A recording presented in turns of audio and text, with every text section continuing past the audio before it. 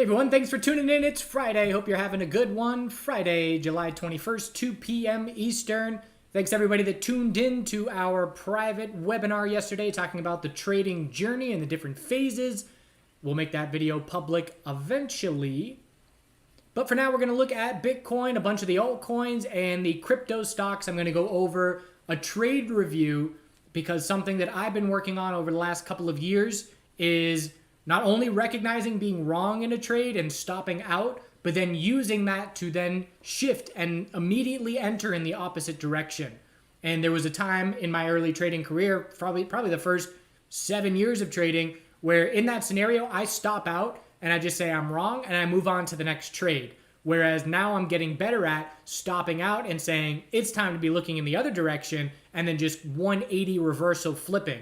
And that requires having no attachment to a bias and letting the price action dictate everything. So we'll talk about that in just a moment. Thanks for all the likes and the shares and all your support as always. So Bitcoin right now is flirting with a daily bear flag. And at the moment, we know the most important support is 29.4, which is the lowest level we've seen in pretty much the last month of trading. And if that level breaks, there is a lack of support immediately below it. And so we're just battling to hold that level over the last 4 days. We had the initial drop down to that support and held it. And then the daily bounce is a bear flag right now. You see the bounce retracement size was right off 382 retracement. And as we know, if you don't get over 382, a lower high is the most likely scenario. Or I should say a bear flag is the most likely scenario. We came down yesterday, held support again, and now we're tightening up sideways. And so that tells us a number of things. Number one, Bitcoin is still relatively weak. And we know that we haven't really had much strength correlation with the broader stock market. We haven't really been benefiting from the dollar weakness. And one thing that stood out to me yesterday, I was trading these crypto stocks bearish yesterday the majority of the day. And it was very clear to me watching Bitcoin and the NASDAQ tick for tick that the NASDAQ was dragging Bitcoin down yesterday. So someone's defending support. There are people buying at the support level. Now that we've bounced off of 29.4, 29.5, 29.5, and it's just a question of supply and demand. Is there enough supply? I should say, is there enough demand for people wanting to buy Bitcoin in the upper 29,000s to offweigh the selling and offset the selling pressure and hold this level? Because if it doesn't, I'm then looking at weekly EMA 12 as my next target, which isn't a huge drop down, but that would be 28.7 thousand would be the next level I look to if we were to break to a lower low. There's a couple positives for the bulls today, and we'll go over those in just a moment. But as far as Bitcoin is concerned, I'm looking at the 12-hour time frame and just viewing this as a double bottom between yesterday, or I should say Tuesday and yesterday, and key resistance 30.4 thousand. And so essentially, my viewpoint of Bitcoin into this weekend is if we're not breaking 29.4 and we're not breaking 30, we'll call it 30.5, nothing's changing. We're just going sideways. And the bear flag is still on the table, but the support is still being defended. And as we head into the weekend, we know generally the weekends don't see a lot of action. So it's entirely possible that we just stay sideways through the weekend, and it's next week that decides things. Just keep in mind, next week on Wednesday, we've got the FOMC reaction, and that's going to see the dollar, the market, and Bitcoin all react to it. So that will be something to be paying attention to. That is 5 days from now. So again, just two key levels, and keep it simple. If neither are breaking, we're not getting any new information. The bulls' backs are still against the wall, but they are still holding support. Dominance chart, nothing going on. Trading sideways for the last week shows us that altcoins and Bitcoin pretty much doing the same thing. I'm watching for a weekly higher low to try and form off EMA 12 if the dominance chart is going to stay in a strong weekly uptrend. But there's no indication that a weekly higher low is shaping up right now. And again, the only two ways that a weekly higher low shapes up here is if all of crypto goes up, but Bitcoin goes up stronger, or all of crypto is dropping and the altcoins are dropping harder. So crypto stocks, going to talk about those a little bit here. They've confirmed daily downtrends, lower high and lower low. The good news is there was definitely automated buying going on that support break. How do I recognize automated buying? Here's Riot as an example. When you see a clear break of support and then this kind of reaction, and this was showing relative strength compared to Bitcoin, relative strength compared to the NASDAQ, it's significant buying. We bounced, 5%. Somebody is buying the support break. And so it's a bear break with zero follow through. And you can see Riot here confirmed a daily downtrend, but bounced right off of daily EMA 12 support. And just like that, we're in the green. So I've been playing these names bearish the last couple of days, but it's extremely notable the size of this bounce as they're approaching the high of the day now. 7% bounce on Riot, MARA. And again, if you are bored trading Bitcoin, these names, yesterday Riot was down 6% into a 4% bounce, into a 4% pullback. And then this morning it dropped 6% into a 5% bounce. It's just more volatility for a trader than you could possibly ask for in both directions on a daily basis. And so as a trader, I sit down every morning and establish, what am I going to look to be trading today? And it's easy for these names. I don't have to do any searching for plays. I'm going to trade MARA and Riot because I know they're going to give me significant volatility in both directions. Now, the work I have to do is determine which direction I want to be looking. But again, it's just perfection volatility for trading. So bulls, nice bounce after the support break. Is that going to lead to a shift back to the bulls? Depends on Bitcoin. But the lesson I want to go over here is being wrong. So I was wrong yesterday. So yesterday I was looking at coin daily bull flag, and we were knocking on the door of that resistance. And first thing yesterday morning, we shot up right towards resistance with a solid green candle. First thing, that's a 2.5% candle right out of the gate. And then it completely turned around and we dropped 10% into the end of the day. So just looking at our Slack chat room here, trade review, we're looking over here on the right. So I started this morning looking long crypto stocks because I liked the setup at the point in time when the market was opening, the stock market was opening, and Bitcoin had just started its daily bounce, and it was looking for an hourly higher low to form, and it was testing hourly, I'm looking forward here, testing hourly EMA 12 support. And I'm looking at, where was it? Wednesday, right here. No. Wherever it was.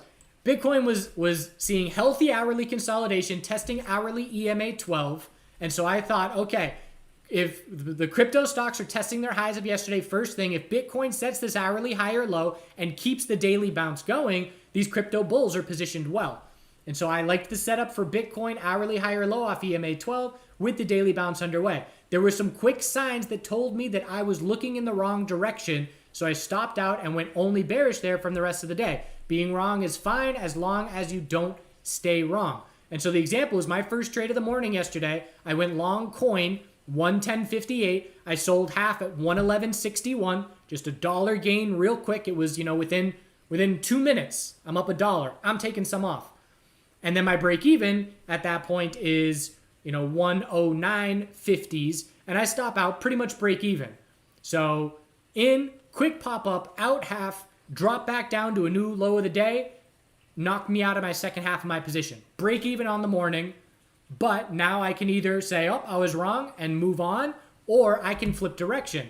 And so in the first 5 minutes of the day, I didn't want to click that. First 5 minutes of the day, I recognized crypto stocks are showing a bit of relative weakness to QQQ and Bitcoin first thing. That was 5 minutes into the trading day.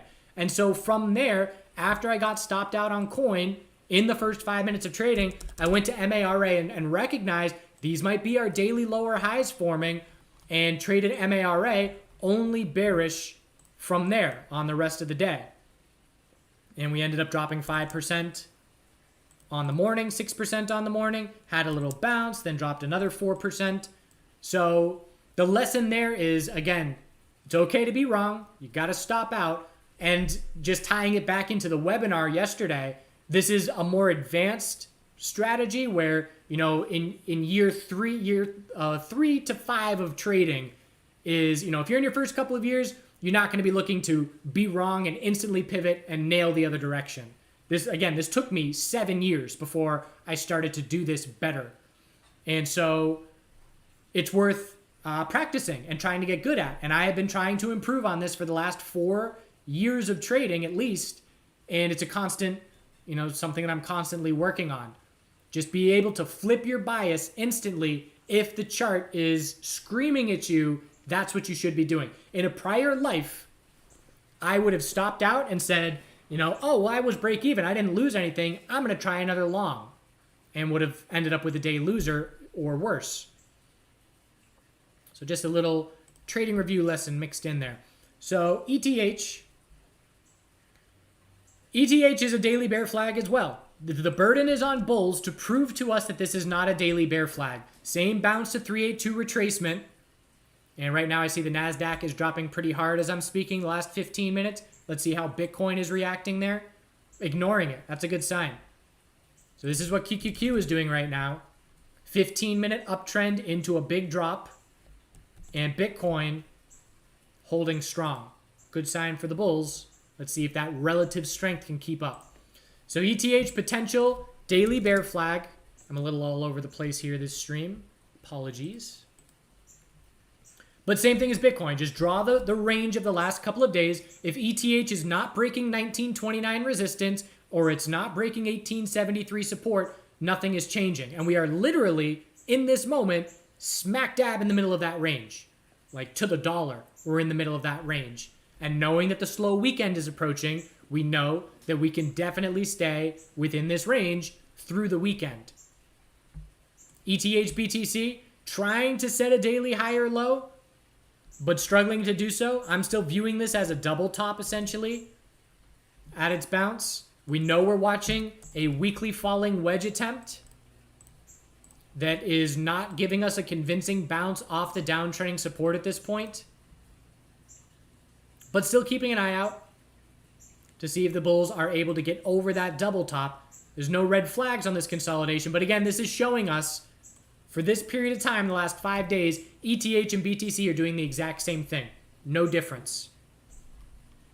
Couple of the significant volatile movers recently. So XLM, we've got our high, low of consolidation, which was right off 12-hour EMA 12. The bulls built a base of support down there. We held 12.55, 12.49, 12.41, 4.7, 5.1. We just built this base of support. So what's happening here is, again, your old justice scale of supply and demand. You get a huge spike where demand is exceeding supply. We top out, supply is exceeding demand on the drop, a hard drop. And then as we start building this base sideways, the scales are doing this. Supply and demand are evenly matched.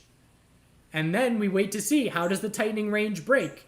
And in this instance, the tightening range breaks with demand exceeding supply again. And so now we're looking for a daily lower high, and it is set. So high, high, low, lower high, and now we're scouting for a higher low, anything above 12.49 with lots of space for it to form. Let's keep an eye out for hourly oversold conditions. We came fairly close, but if we're going to set a daily higher low, we need to see a 4-hour trend change shape up back to the bulls, but we can also watch for potential hourly oversold conditions to try and look for a good entry for a daily higher low attempt. And for those of you that weren't watching the live stream that day, I would suggest going back on our YouTube channel and checking it out, because there was a lot of good lessons on July 13th for that volume climax being hit. We could see that top shaping up. And just a good historical example to go back on. Things are easy in hindsight. I'm well aware that, when we're looking at price action in hindsight, it's a lot easier than when it's in the moment. So the more examples of in the moment, the better. But XRP, same deal. So high, low, lower high, and now we're scouting a daily higher low compared to 668 as the most likely scenario. We got right to hourly oversold, got down to about 31 RSI, and the bounce started from there. It will be bullish if that hourly oversold marks the daily higher low. That will favor the bulls on this pattern overall. Again, we need to shape up a 4-hour trend change to the bulls. So we need to bounce and top out, then a higher low and higher high. But if that's what happens, that daily chart is going to favor the bulls. Link had a huge day yesterday. So Link had a tightening daily range. Let's look at it on the 12-hour. High, low, lower high, higher low, bull break, and tons of follow through. So again, if you're not in XLM, obviously if you have positions in XLM and XRP, you want it to go in the direction you're in. But if you're not in positions, you want things to get as tight as possible to then have a significant break take place. If you have a lean, I think we're going to break this tightening range bullish, then you want to be looking to enter on the daily high or low. If you don't have a lean or you don't have an edge, then you're waiting for the range to tighten up and potentially looking to play the break of that tightening range.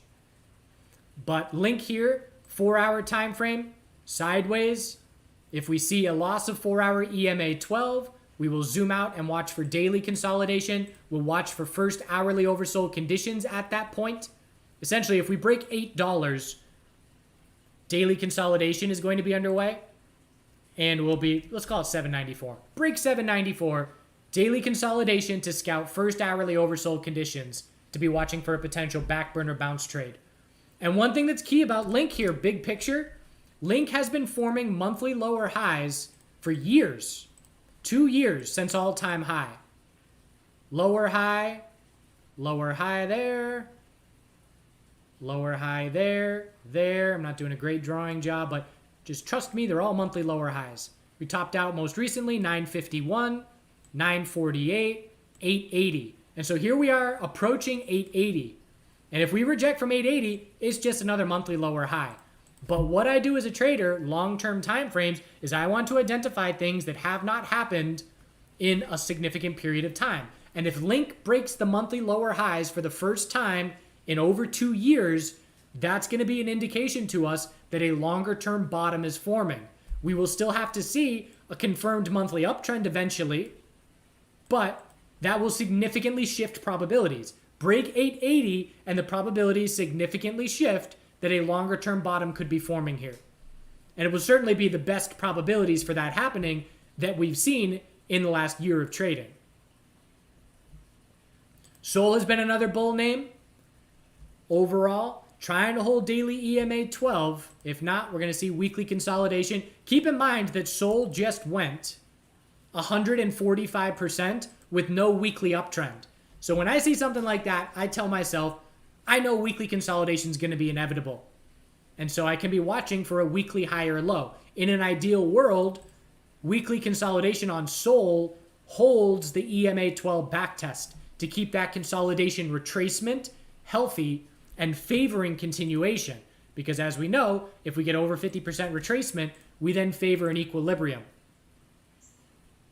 So bulls want to see that level hold to try and shape up a weekly uptrend confirming. But Sol, again, definitely something to keep an eye on the bull side of things.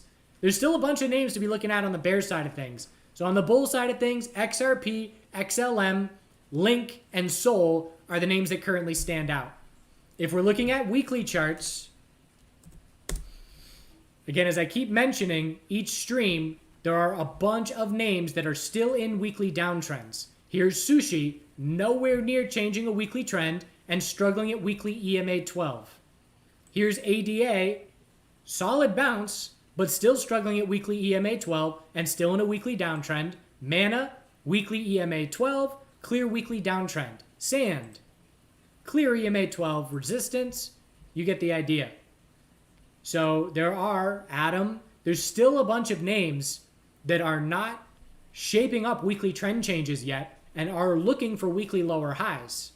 And so if Bitcoin does break 29.4, all these names are going to set their weekly lower highs and be consolidating on that weekly time frame. So I personally favor Bitcoin being more likely to break support than not here, but I'm open to anything. You know, if I were forced, if you forced me to decide whether Bitcoin holds 29.4 or loses it as support, I would choose loses it, but I'm also not putting my money where my mouth is because I don't have high conviction. I am impressed that we didn't break yesterday. And, you know, bears had momentum. They had a ton of stock market weakness in the NASDAQ, and they were unable to break support. So again, that does tell me there's definitely someone buying to defend that support. Some big old whales. So the burden, well, just keep it simple. 12-hour sideways. Which one's going to break first, support or resistance? Probably won't know until early next week, first thing. All right. Reading the chat room now.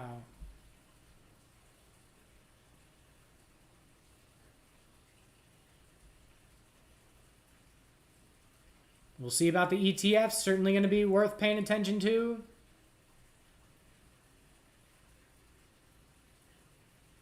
Thanks, more Glistre. So, Glistre says, man, I'm good at trading. I assume responding to the trade review that I went over. Just be aware, I lose all the time. I lose small. And I've been doing this for 13 years.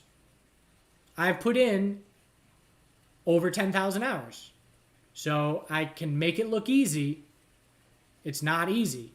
If you have put in 10,000 hours, you would be real good at trading too. Most of you haven't. Some of you have. Most of you would put in a couple thousand. Nothing wrong with that. It's a marathon. You got plenty of time, unless you die tomorrow. I hope you don't. But you got plenty of time to continually work on these skills. So again, just be aware that you're looking at a very long road. 13 years. That's a long time. 13 years is over a third of my life that I have been having trading as the top priority in my life. Literally trading has been the top priority in my life. Well, not 13 years, but 8 years trading has been the top priority in my life.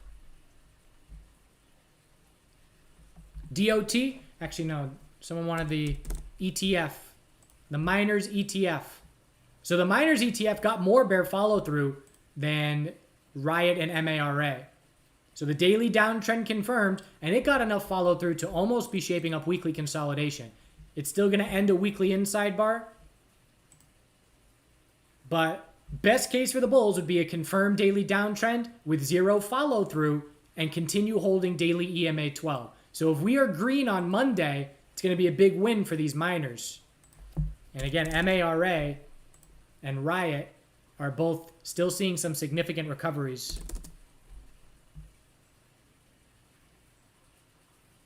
Beautiful volatility. So DOT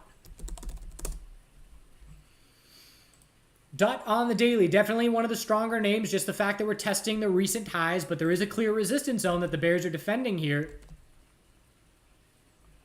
So we broke resistance with zero follow through into a pullback, and now we're testing that resistance again. We can draw a clear uptrending support line to be keeping an eye on, just as a visual guide. 4 hour.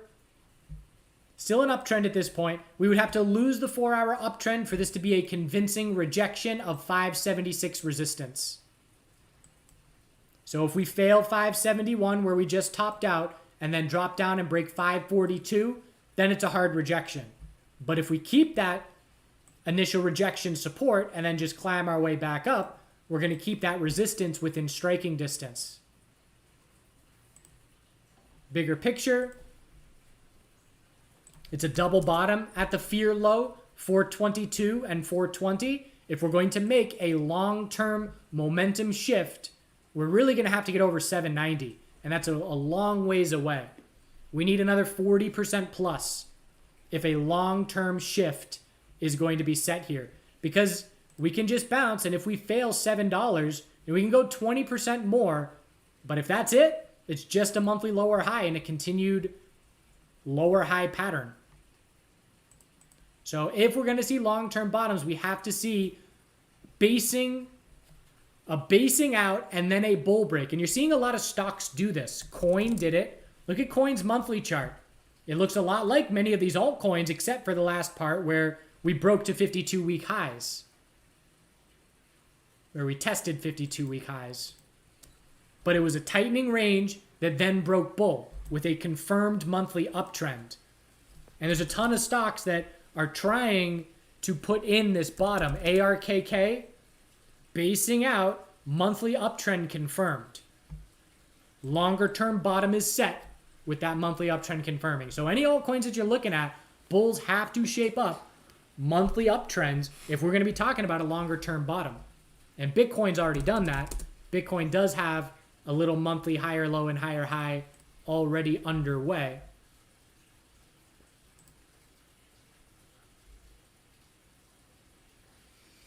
Suggestions for Canadians wanting to trade the crypto stocks with the lowest fees? I don't know off the top of my head. Anybody that's not in the US, I generally suggest Interactive Brokers, but I'm not sure with Canada. Is Questrade one of them I've heard about? I don't have the experience to answer that question.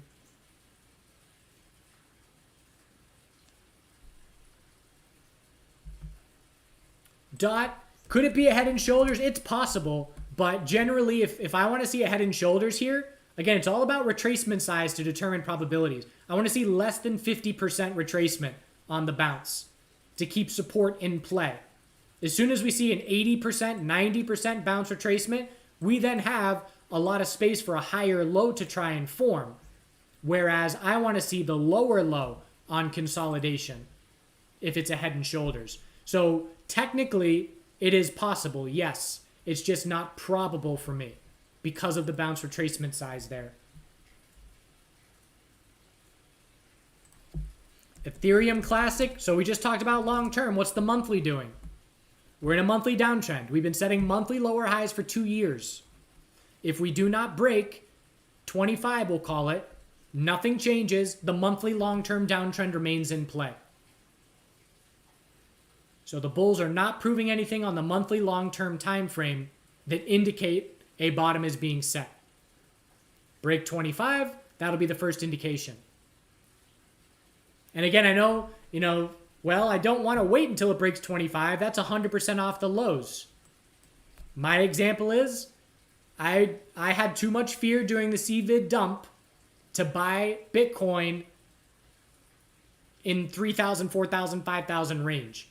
I waited to buy Bitcoin after the CVID dump until the bulls proved to me that they were taking back over the long-term control, and it was here in the 9,000 range where I got that confidence.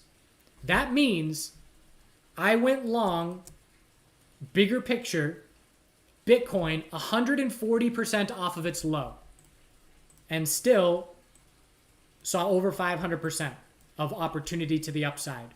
My point is, if it's a long-term cycle bottom being set, you do not have to nail the bottom to have significant opportunities.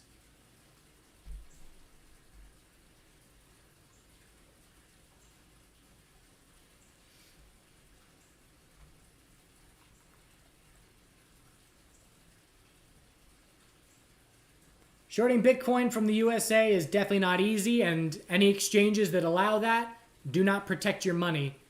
Certainly not with FDIC insurance. You can short Bitcoin, yep. You can short Bitcoin with BITI. The risk is, of course, your hands are tied overnight, and if Bitcoin pumps big, you're going to feel a whole bunch of pain while your hands are tied and your stop losses won't trigger.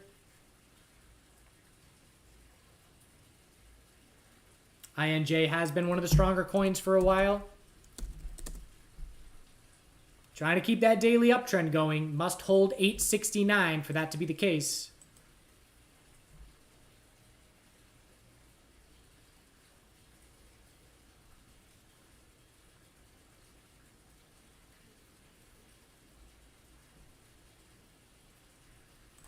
Not going to look at NVDA right now.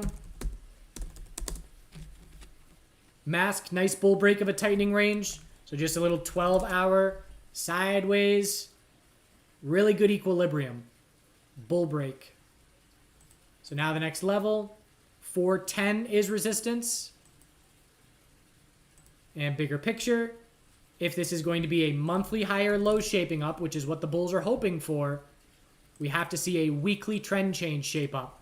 So that means whenever this move tops out, ideally getting over 410 first to break the lower high, then have to set the higher low and higher high.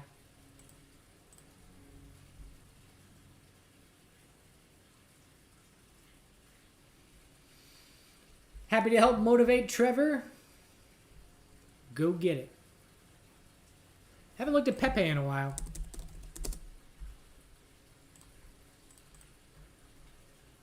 So that was a double top rejection there.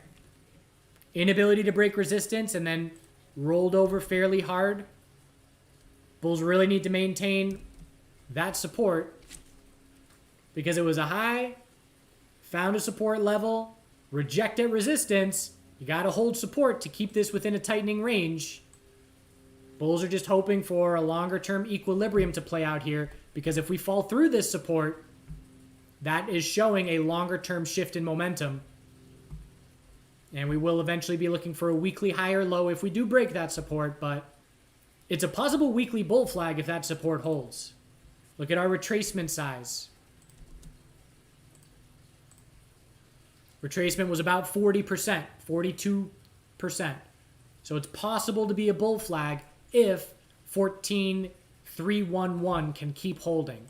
So that is an important support level that we are hovering just above right now. I mean, just like Bitcoin is hovering just above important support of 29.4.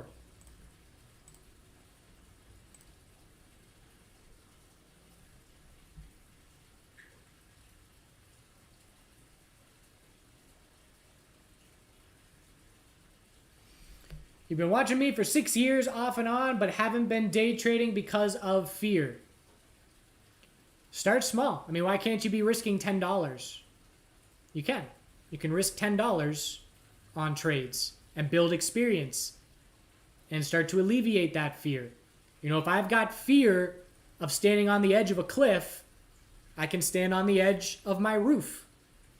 If I fall, I'm not going to die. I'll break my leg, but I could train myself to be more prepared psychologically under stress by taking a small step. I don't like standing on the edge of my house. Gutters are not fun. Doge. So Doge with a bull break and no follow through. What does that mean? I drew this earlier today. So I'm going back in our chat room here.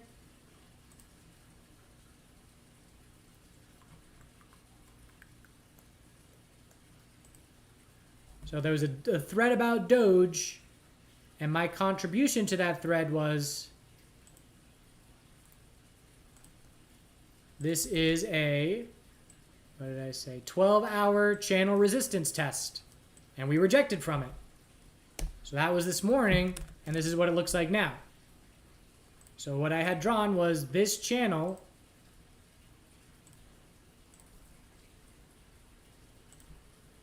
and it was a failed attempt to get out of this channel. So this is a nice visual guide. Plenty of support touches, plenty of resistance touches, and the fact that we broke resistance with zero follow-through tells me this is absolutely a valid uptrend resistance line to be watching. Now the question is, can bears take over it all? We're still in a 4-hour uptrend. I would need to see a confirmed 4-hour downtrend if we were going to head back to the support zone of this channel. But worth paying attention to it. It keeps coming into play. I wouldn't ignore the wicks. The wicks are telling us a lack of bull follow through. Wicks often shape up wedges, rising wedges or falling wedges.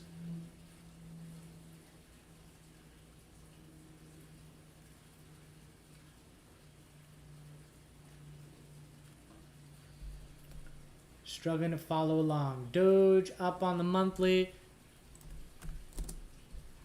So Doge monthly, yeah, it's weak. I mean, you could just draw a long-term downtrend resistance line that is keeping the bears in full control of the long-term trend. On this current bounce, anything under 10.5 is just a monthly lower high. We can bounce 30% from here and still be in a monthly downtrend.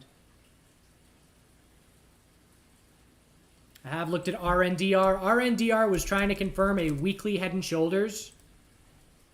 And it's still possible. I was watching this. And now we've just been going sideways for 3 weeks. But if we break 172, I would say that that is a weekly head and shoulders confirming. And that would be another classic example of a lead bull turning into a lead bear. It's still hanging on, but got to hold 172 or monthly consolidation is then underway.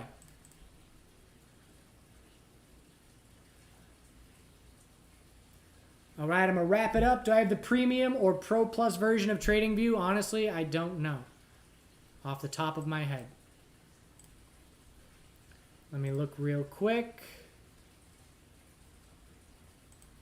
It says premium. Is that the answer? I think that's the answer. Premium. All right. Appreciate you all. Have a great weekend. Get outside in nature. Put some time into the charts. I would say, you know, if you're serious about technical analysis and trading, balance is important, but you're still putting in weekend time, without a doubt. The only time you're fully taking off on weekends is if you are years into your journey and really confident with your skill set and your consistency. And do good things.